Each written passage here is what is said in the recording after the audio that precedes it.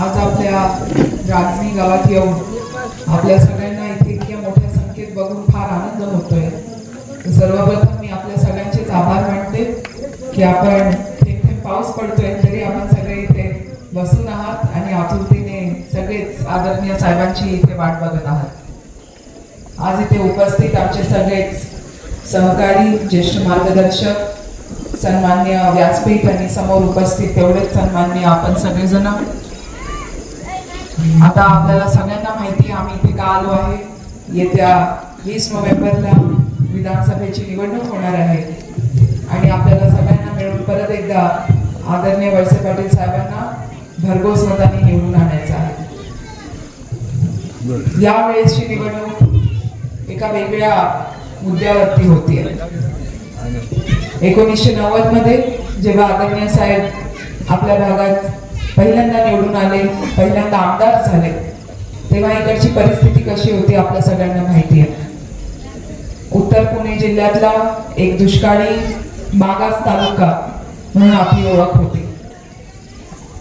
साहेब आमदार म्हणून आले आणि त्यानंतर हळूहळू इकडचं चित्र बदलू लागलं. 2000 साली आपल्या डिंबे धरणाचं काम पूर्ण झालं. मग त्यानंतर उजवा कालवा झाला, डावा कालवा झाला, 65 कोल्हापुरी पद्धतीचे बंधारे झाले, ज्याच्याने डिंब्याचं पाणी आपण खालपर्यंतच्या गावांना नेऊ शकलो, शिरूर पर्यंत नेऊ शकलो. आणि त्यानंतर आपल्या भागातल्या शेतकऱ्यांची परिस्थिती बदलू लागली. आता आपल्या भागात कधी कोणती इंडस्ट्री होऊ शकत नाही कारण आपल्याकडे GMITचा प्रोजेक्ट आहे. त्यामुळे एक गोष्ट तर निश्चित आहे की शेती हीच आपली रोजीरोटी असणार आहे. आपल्याकडचे सगळीच लोक शेतकरी मंडळी आहे. भलेही आज आपल्याकडे इतके उद्योजकही निर्माण झाले आहे, पण सगळ्यांची सुरुवात कुठनं झाली? शेतीपासून. जेव्हा आपल्याकडचा शेतकरी इकडे सिंचनाची सोय झाली, चांगलं पीक पिकवू लागला, त्याच्यातून 4 पैसे कमावू लागला, तेव्हा कुठे तो धाडस करून एखादा छोटा मोठा उद्योग चालू करू लागला. त्यातनं छोटा उद्योग मोठा होऊ गेला आणि असंच हळूहळू आपलं प्रगतीचं पूर्ण जी जर्नी आहे अशी सुरू झाली. आता कुठली पण बिल्डिंग 10 मजल्याची एक सोबत बांधता नाही येत ना. पहिले फाउंडेशन बांधायला लागतं, मग एक एक मजला बांधायला लागतो. आज आपण 7व्या मजल्यावर उभं आहोत. 7वा मजल्यावर साहेबांची 7 टॉप पूर्ण झाले. 7व्या मजल्यावर उभं राहिलोय आणि आपण आजूबाजूचा परिसर बघतो. जशी आपली लोकसंख्या वाढते तशा आपल्या गरजा वाढतात. आतापर्यंतचा प्रवास इकडची जुनी जाणती ज्येष्ठ मंडळी यांनी पाहिलाय. आपण हे सगळं शून्यातनं कसं निर्माण केलं. इतक्या सगळ्या लोकांची याच्यात मेहनत राहिली आहे, एवढ्या सहकार्यांचा साथ राहिलेला आहे आणि एवढा लंबा प्रवास आपण सगळ्यांनी एकत्रित इथे केलाय. 7व्या मजल्यावर उभं राहून आपल्याला खालचं सगळं छान दिसतं, पण आपल्याला तो प्रवास जे आपली तरुण मंडळी आहे त्यांनी हा प्रवास पाहिला नाही. तुम्ही थेट लिफ्टनी इथपर्यंत आला आहात. याच्या पुढचाही आपला प्रवास होणार आहे. प्रगती कधी थांबत नाही, विकास कधी थांबत नाही, स्वतःला सुधारणं कधी थांबत नाही, देवाची आराधना करणं कधी थांबत नाही. आपण एकदा पूजा करतो का नुसतं, किंवा एकदा आंघोळ करतो का फक्त, किंवा एकचदा स्वतःला सुधारतो का? हे सगळं निरंतर प्रक्रिया असते. विकासही तशीच एक निरंतर प्रक्रिया आहे आणि ती कधीच थांबत नाही. टप्प्याटप्प्याने आपण इथपर्यंत आलो. आपल्याकडे एवढी कारखानदारी झाली, सहकाराचं एवढं मोठं जाळं इथे निर्माण झालं आणि आपल्या प्रकारच्या लोकांची राहणीमान बदलली, सुबत्ता आली, चांगलं शिक्षण घेण्याची संधी आपल्याच तालुक्यात निर्माण झाली.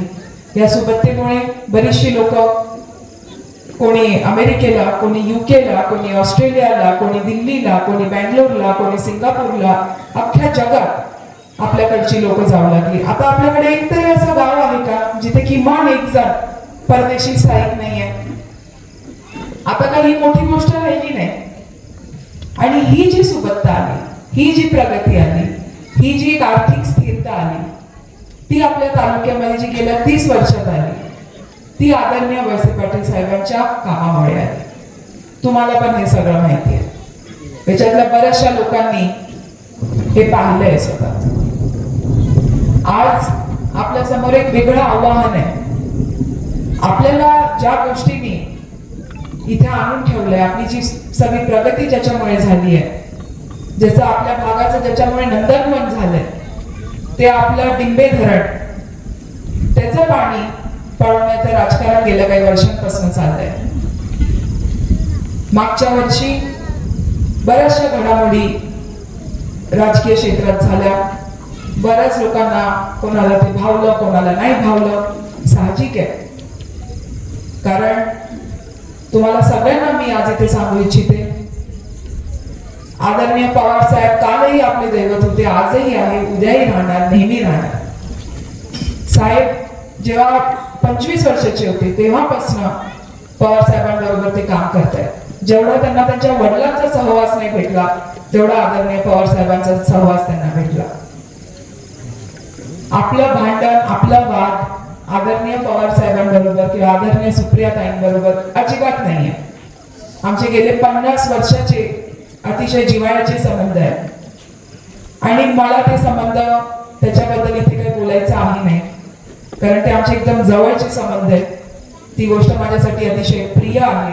जी गोष्ट प्रिय असते, पर्सनल असते, ते आपण असं सगळ्यांसमोर बोलत नाही आणि खासकर एका निवडणुकीच्या वेळी तर अजिबात बोलत नाही.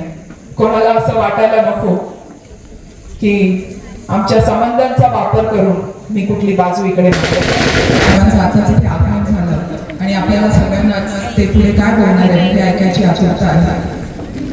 तरी मी जे बोलत होती ते मी पटकन इथे मांडते. जसं मी म्हणत होते, आमचे अतिशय जिव्हाळ्याचे गेले 50 वर्षांचे संबंध आहेत आणि ते मला काही इथे कोणाला काही सांगायचं नाही आहे, कारण ती माझ्यासाठी अतिशय प्रिय आणि एक पर्सनल गोष्ट आहे.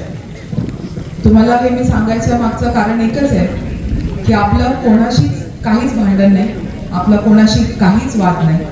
आपण फक्त आणि फक्त आपल्या हक्काच्या पाण्यासाठी इथे आज हा लढा आदरणीय साहेब लढतायत.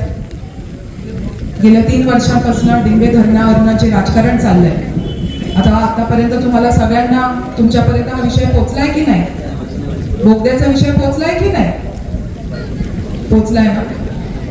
त्याची सुधारित संकल्पना होती, ज्याच्याने बोगदा 1 मीटरच्या पातळीवर घेण्यात येत होता. तसं जर झालं असतं तर 3 महिन्यात आपलं अख्खं धरण खाली झालं असतं आणि 6 महिने आपल्या बोगद्यात काहीच पाणी राहिलं नसतं. आता आपण आपल्या धरणात काहीच पाणी राहिलं नसतं आणि आता आपण सगळे शेतकरी लोक आहेत, आपली सगळ्यांची रोजीरोटी शेतीवर आहे. आपल्याकडे जर पाणीच राहिलं नाही तर आपण काय पिकवणार, काय विकणार, काय खाणार? आपल्या सगळ्यांचा हा जीवन मरणाचा प्रश्न आहे आणि म्हणून आदरणीय साहेबांनी सुरुवातीपासून या बोगद्याचा विरोध केला, एकदा नाही अनेक वेळा केला आणि जेव्हा त्याच्यातनं आपल्याला हवा तसा प्रतिसाद नाही मिळाला तेव्हा मागच्या वर्षी साहेबांनी आपल्या हक्काच्या पाण्याला वाचवायसाठी हा निर्णय घेतला. आता हे पाणी आपल्या 7.5 लाख जनतेला जीवनदान आहे. तुम्ही मला सांगा, तुम्ही सगळे शेतकरी मंडळी आहात, बिना पाण्याची शेती होते का? नाही. तुम्ही कोणी शोध लावलाय का? नाही होत ना. तर पाणी आपल्याला हवंय की नाही हवंय? आता जर 6 महिने आपल्याकडे पाणी राहिलं नाही तर आपलं काय व्हायचं? आपल्याकडे एवढी सगळी कारखानदारी उभी राहिली आहे, त्याचं काय होणार? सगळी सहकार्याची एवढी मोठी गंगा आपल्याकडे वाहते, ती सगळी ठप्प नाही होणार का? मग याच्यासाठी आपण लढलं पाहिजे की नाही लढलं पाहिजे? लढलं पाहिजे. जेव्हा 7 लाख जनता, 7-7.5 लाख जनतेचं पाणी पळवण्यात येतं किंवा त्याच्याबरोबर काही राजकीय खेळी होते तर आपण तिकडे उभं राहिलं नाही पाहिजे का? मग आपल्या साहेबांनी ज्याच्यावर तुम्ही गेले 35 वर्ष एवढा विश्वास दाखवलाय, त्यांनी तुमच्या हक्कासाठी लढायला हवं होतं की पाणी जाऊ द्यायला हवं होतं? मागच्या वर्षी जेव्हा या सगळ्या घडामोडी झाल्या, मला काही हा पाण्याचा विषय इतका नीट तेव्हा माहीत नव्हता. मला फार वेदना झाल्या, फार दुःख झालं. जेव्हा माझी साहेबांची भेट झाली, मी अशी रडून तहस नहस झाली होती आणि मी साहेबांना म्हटलं, तुम्ही हे काय केलं, हे काय झालंय सगळं? तर साहेब म्हणाले, आपलं हे पाण्याचा प्रश्न आहे, मला हा निर्णय घ्यायलाच लागला. तेव्हा मी त्यांना म्हणाली होती, गेलं होतं पाणी तर जाऊ द्यायचं होतं, पण हे सगळं असं घडायला नव्हतं हवं. किती स्वार्थी मला ते वाक्य आज वाटतं, कारण तेव्हा मला फक्त माझ्या वडिलांची प्रतिमा प्रतिष्ठा दिसत होती. आपल्या सगळ्यांच्याच मनात जे आदरणीय पवार साहेबांबद्दल प्रेम आहे ते खेचत होतं. पण मला ही गोष्ट समजलीच नाही की हे पाणी जर गेलं तर आपल्या 7 लाख जनतेचं काय होणार. आपल्या सगळ्या इतक्या कष्टाने, इतक्या मेहनतीने गेल्या 35 वर्षात आपल्या भागाला आपण नंदनवन केलंय. एवढे मोठे सहकारी कारखाने आहेत, बँक आहे, दूध संघ आहे, मार्केट कमिटी आहे, खरेदी विक्री संघ आहे, हे शिक्षणचं एवढे मोठ्या मोठ्या आपल्याकडे इंग्लिश मीडियम स्कूल आहे, आदिवासी बांधवांसाठी शाळा आहेत, अवसरीचं कॉलेज आहे. हे सगळं आपण इथे निर्माण केलं. त्याचं सगळ्याचं काय होणार जर आपल्याकडे इथे पाणीच नाही राहिलं तर? आज तेच वाक्य मला 1 वर्षानंतर अतिशय स्वार्थी वाटतं. तेव्हा मला ते एकदम योग्य वाटत होतं. आणि साहेबांनी आपल्या 7 लाख जनतेला जी निष्ठा दाखवली, त्यांच्या हक्काच्या पाण्यासाठी जे लढले, हे कदाचित आमच्यासारखा एखादा व्यक्ती नसता करू शकला. कारण त्याच्यासाठी जज्बा लागतो, त्यासाठी ताकद लागते, मनावर दगड ठेवून एखादा कठीण निर्णय घेण्यासाठी अतिशय शक्ती लागते.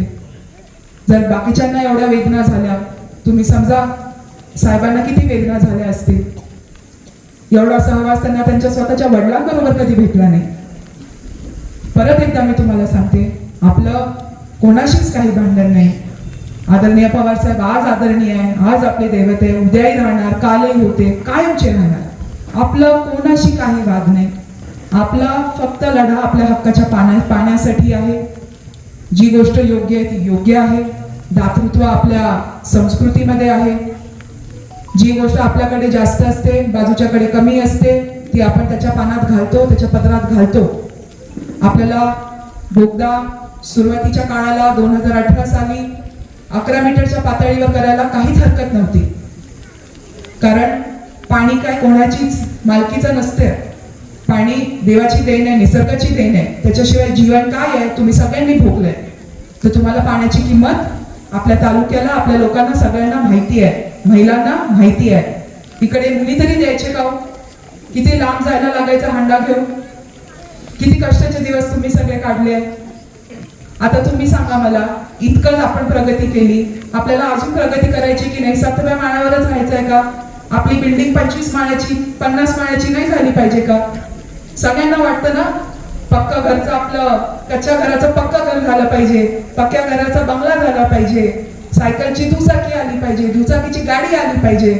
आपल्याला जे भेटलं ते आपल्या मुलांना त्याच्यावर थोडं तरी काही जास्त भेटलं पाहिजे. हे स्वाभाविक आहे, प्रत्येकालाच ही अपेक्षा आहे. आणि एका जनरेशन मध्ये फक्त आपल्या साहेबांनी ही सगळी सामाजिक गतिशीलता आपल्या भागात आणली आहे. हे काय कोणतं साधारण कार्य आहे का? एवढे सगळे सहकारी साखर कारखाने आहे भारतामध्ये, एवढे सगळे. आपल्याच कारखान्याला नेहमी का पुरस्कार भेटतो? आपलाच नंबर नेहमी प्रत्येक गोष्टीत पहिला काय येतो? जेव्हा कधी कुठल्याही प्रकारचं संकट आलं, आपले साहेब नेहमी संकट मोचक म्हणून तिकडे धावून निघतात. कठीण पेपर मध्ये आपला गडी पास नाही होत, नुसतं पहिला येतो की नाही? ही वस्तुस्थिती आहे की नाही? आणि मग या ताकदीचा, या उंचीचा जेव्हा आपल्याकडे एखादा नेता असतो, तेव्हा आपण काय केलं पाहिजे? जो आपल्यासाठी लढतोय त्यांना माहित नव्हतं का त्यांच्या या निर्णयाने त्यांना काही राजकीय दुष्परिणाम होऊ शकतील, पण त्यांनी स्वतःची काळजी केली? सगळ्यात सोपी गोष्ट असतं त्यांना स्वतःसाठी एखादा स्वार्थी निर्णय घेणं, पण तो नेता नसतो जो स्वार्थासाठी जगतो. नेता तोच असतो जो लोकांसाठी जगतो, ज्या हितासाठी जगतो. आणि आपल्याला जो काही अपप्रचार केला जात आहे, तुम्ही सगळ्यांनी नुसतं एवढं लक्ष ठेवा. आज आपल्या गावातल्या नरसिंह मंदिराच्या बाहेर उभी राहून आज मी तुम्हाला हे सगळं देवाच्या साक्षीने सांगते. हे जसं घडलं तसं तुम्हाला सांगते. मला हे सांगताना फार आनंद होतोय की आपण मंदिराच्या बाहेर आहे. कारण साहेबांचा स्वभाव कसा आहे तुम्हाला माहित आहे. एखादी गोष्ट गिळून टाकतात पण कधी असं पटकन सांगत नाही. कारण झाकली मूठ सवा लाखाची. आपल्या घरात कधी काही वाद असतो, काही असतं, आपण चौकात जाऊन बोलतो का? आपण काय आपला प्रयास असतो बोलून त्याच्यातनं मार्ग काढायचा. पण जेव्हा मार्ग निघत नाही तेव्हा आपल्याला काहीतरी भूमिका घ्यावी लागते की नाही.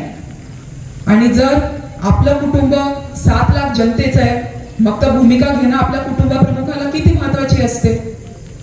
मग तुम्ही सांगा, साहेबांनी जाऊ द्यायला हवं होतं पाणी? केली असती आपण बिना पाण्याची शेती? कोणी इकडे सायंटिस्ट नाहीये बिना पाण्याची शेती करणारे. पाणी लागतं ना आपल्या पुढच्या पिढीला. आपल्याला अजून प्रगती दाखवायची आहे की नाही. तर म्हणून तुम्हाला सगळ्यांना मी विनंती करेन, येत्या 20 नोव्हेंबरला आपल्याला सगळ्यांना घड्याळाच्या समोरचं बटन दाबायचंय. आदरणीय साहेबांना भरघोस मतांनी निवडून आणायचंय.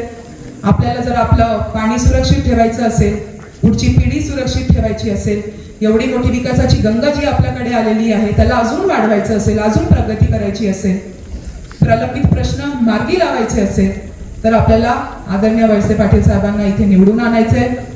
महिला भगिनी, जुने जाणते, ज्येष्ठ लोक, तुमचं तर साहेबांवर इतकं प्रेम राहिलंय, मी कधी विसरणार नाही. आमच्या कुटुंबावर तुमच्या सगळ्यांचं जे प्रेम राहिलंय, सुखादुःखात तुम्ही आमच्या पाठीशी ज्या पद्धतीने उभे राहिले आहात, त्यामुळेच साहेब, तुमच्यामुळे, देवाच्या आशीर्वादामुळे इतक्या पुढेपर्यंत येऊ शकले, एवढी प्रगती करू शकले, आज एवढे सलामत आहे. आणि याचं सगळ्याचं श्रेय तुम्हाला देवाला जातं. असंच तुमचा प्रेम साहेबांच्या पाठीशी राहू द्या. आम्ही सगळे तुमचे अतिशय ऋणी आहोत. आणि आज मला इथे बोलायला आपण सगळ्यांनी संधी दिली त्याबद्दल तुमच्या सगळ्यांचे मी मनापासून आभार मानते. खूप खूप धन्यवाद.